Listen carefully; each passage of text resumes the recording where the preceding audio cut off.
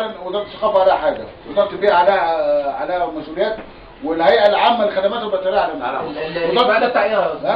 اللي كنا مع جنينة الحيوانات بعتت لنا هي الإدارة المركزية لحدائق الحيوان وإدارة شؤون البيئة. تبع زراعة. لأن في أسد من اللي جاب أسدين ثلاثة كده نط بقى على الجمهور تبع وزارة وموتوه وصار. اللي اتكلمت في الموضوع ده الأستاذة دينا ذو الفقار اللي هي منسقة كل ده حادثة المحمودية يا ريس. حادثة المحمودية. أيوه دي اللي اتفقنا عليه في الاجتماع ده. وزارة الثقافة عليها ايه بقى؟ منح التراخيص ومزاولة من تدريب الحيوانات على أساس المعايير المقررة بالاتحاد الأوروبي لمن يزاول هذه المهنة، وموافقة الجهة المعنية بالوزارة بين قوسين السلك القومي، ويكون الاتصال بالاتحاد الأوروبي بالتنسيق مع الأستاذة دينا ذو الفقار. ده وزارة الثقافة. ده نمرة واحد. لا تاني. أول تاني نمرة واحد اللي على وزارة الثقافة منح التراخيص بمزاولة من تدريب الحيوانات المفترسة على أساس المعايير المقررة في الاتحاد الأوروبي لمن يزاول هذه المهنة، وموافقة مش المعايير بس، وموافقة الجهة المعنية بوزارة السلك القومي، ويكون الاتصال بالاتحاد الأوروبي بالتنسيق مع الأستاذة دينا ذو الفقار. نمرة 2 ده فيما يخص الحيوانات بس يا باشا المفترس. دي واحدة مش البرامج ده. نمرة 2 منح التراخيص بإقامة منشأة السيرك بين قوسين الخدمة، وذلك من حيث الاشتراطات الفنية الواجب توفرها في هذه الخدمة والمكان وخلافه. بس. ثانيا وزارة البيئة عليه ايه بقى؟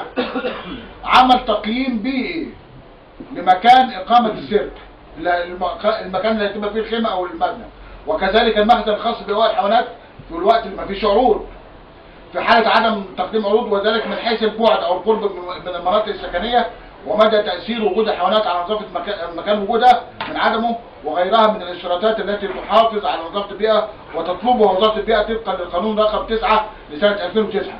سلامة وصحة مهنية. تمام. ثالثا الهيئة العامة للخدمات البيطرية عليه ايه بقى؟ نمرة 1 الحصول على الموافقات والمستندات الواردة من وزارة الثقافة، يعني تراخيص الاطلاعات وزارة الثقافة والأوراق والموافقات بتاعة وزارة البيئة، والحصول على اوراق ملكية او ايجار مكان اقامة السيرك، مكان العرض والتخزين، بالاضافة الى رسم كروكي للموقع او مكان العرض لتحديد اماكن ايواء الحيوانات عليه. ده الهيئة العامة للخدمات البيطرية. الحيوانات والعرض والمجزر وخلافه، بالاضافه لتحديد نوع الحيوانات. لازم اللي عنده حيوانات يقول لك انا عندي نمر، كم نمر وكم اسد ولا كده. 3 الحصول على موافقه الحي والدفاع المدني والامن والمرور. كل الموافقات دي بتبقى عند الخدمات البيطريه.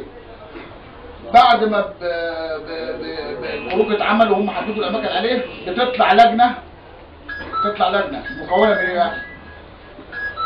معاينة مكان العرض والتخزين بلجنة من الحياة البرية والحجر البيطري والبيئة ووزارة البيئة.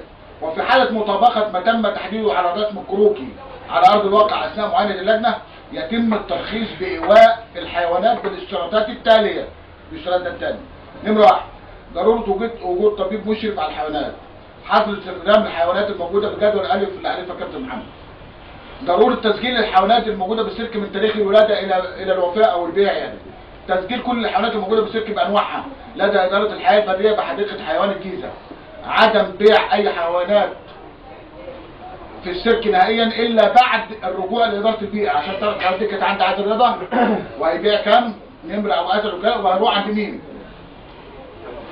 رابعا في حاله الموافقه على هذه التوصيات من قبل وزاره الثقافه ووزاره البيئه، يتم التعميم على جميع محافظات الجمهوريه والجهات المعنيه بالالتزام بهذه التوصيات، وفي حالة المخالفة يحل المخالف للمساءلة القانونية.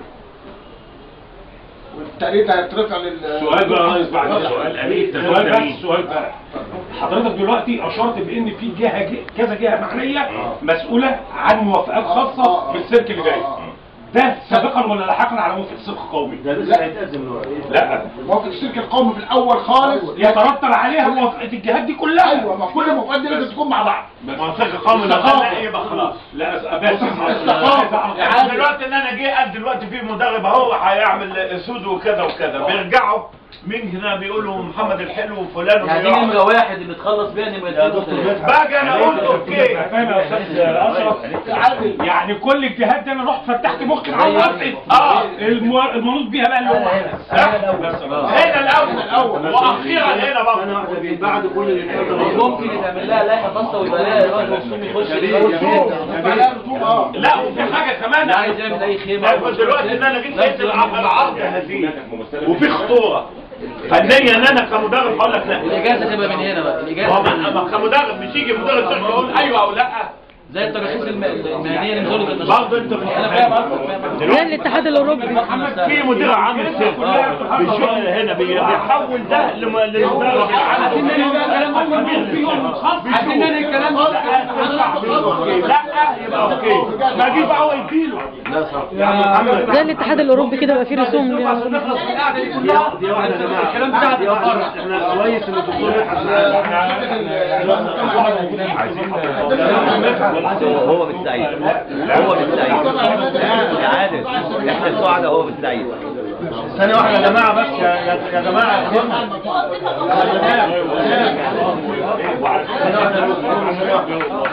لا دكتور مدحت يا جماعه يا اخوانا نسمع بقى. كل الكلام اللي اتقال ده كويس جدا. كل الكلام ده كويس جدا. احنا برضو كان عندنا مصايب سوداء من حوالي 10 ايام وجي الاستاذ ماهر سليم زي الدكتور مدحت كده رئيس القطاع وقلنا له هنعمل حاجه فيها مشكله واجبرناه عليها وجبنا موافقه من الوزير من المساعده. عملنا حاجه اسمها اعاده هيكله او خريطه. السيرك لازم تعمله خريطه يعني مش الحيوانات وفي لعب الحبل وفي كل لازم وفي لعب. انا عندي 25 لعبه اقننها 40 لعبه يا بيه 40 ثانيه واحده بس. مين المسؤول عن دي؟ مين المسؤول عن دي؟ مين المسؤول عن دي؟ احنا عملنا ده عندنا في الهيئه. عملنا خريطه وعملنا لجان اسمها اعاده هيكله. مش اعاده هيكله توزيع اللاعبين، لا اعاده هيكله للبنيه كلها بتاعتنا. يعني ايه مدير فرقه؟ يعني ايه مكتب فني؟ يعني ايه ممثل؟ يعني ايه مخرج منفذ؟ يعني ايه اداره مسرحيه؟ يعني ايه لاعب؟ يعني ايه مساعد لاعب؟ يعني ايه مين اللي هيشيل الواير؟ مين مش خريطه هيكل ما عندناش الكلام ده.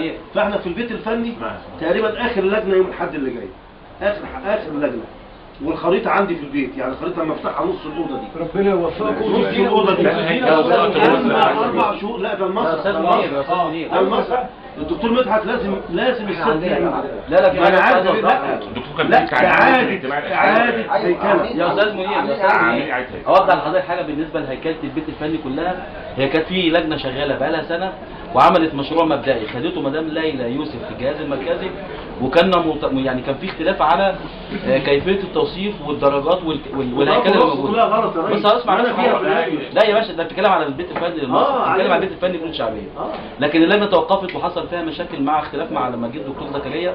واحنا في الفتره اللي لما جه الدكتور مدحت عملنا كلام جديد وكان مبعوث للدكتور خالد لاعاده تشكيل اللجنه من جديد بالمشروع القديم والمستحدثات الجديده على ارض الواقع. وده اللي كان موجود عند الدكتور خالد. واللجنه دي هتشتغل قريب ان شاء الله اللي هي هيكله البيت الفني بدون شعبيه بالكامل. ايوه فناني واداري وعامل وفني كل النواحي دي عملناها. انت لو عايز وجهه نظر يعني السيرك مش طبعا هو بص يا استاذ الهيكله يعني هيكله كل مكان بظروف العمل الفعلي واللي موجود في اللجنه والمستحدثات الجديده اللي دي مسميات كتير قوي مش موجوده اصلا. كلنا بنعمل حصر على الواقع. يا بيه اقول لك على حاجه. ينفع انت في السيرك هنا ينفع انت هنا في السيرك وانت في السيرك هنا او ما انا اجيب لك مسرحيه من قوم للطفل واقول لك هعرضها على الحلبه؟ طبعا ما فيش حد يقول الكلام ده. طب ينفع حاجه في 18 وفرقه كل عمل بيختلف. ما ده لازم نقصقص الحاجات دي ونروح مكان. ينفع السيرك يروح هنا نقصقص الحاجات دي والسيرك ده عايزينه يبقى جايه مستقله. ده اللي انا بتكلم عليه هيكله. كل فرقه بنشاطها وهويتها. يا بيه انا مره رحت للجنينه بتاعت الحيوانات قلت له يا بيه انا عايز اعمل مسرحيه جوه الجنينه. بعتوني لغايه وكيل الزراعه لان مسؤول عن الزراعه عن وكيل الزراعه عن وزير الزراعه. وزير الزراعه قال لي المنتج اللي عندي شويه حيوانات الناس بيتفرجوا عليها. لو انا جبتك يا بيه يبقى انا بعدت الناس عن الحيوانات. بص الدماغ عامله ازاي. هو عايز طبعا يا بيه لو عملت سيرك صغير كده في الجنينه هيضرب لك الجنينه. بالظبط هيضرب لك الجنينه. انا عايز مكان اطلع من المترو الاقي جمهور. هم الليل بياعين في العتبه ليه عشان الاف طالعه من المترو اللي بيشتري برايه، انما لو ما فيش ده ما الناس مش هتقعد في العتبه، هتروح تقعد في اي حته ثانيه. فاحنا اعاده هيكله مننا الاول، بطاقات الوصف بتاعتنا تبقى صح. لاعب الاسد غير اللاعب اللي هو بيلعب بالسلاح غير اللي هو بيلعب على كلام مظبوط، ده كلام مظبوط. ده اللي مبوظ الدنيا، ونظبط ده مع التوصيات دي، ما حدش يقدر يعتدي علينا. انا مش دكتور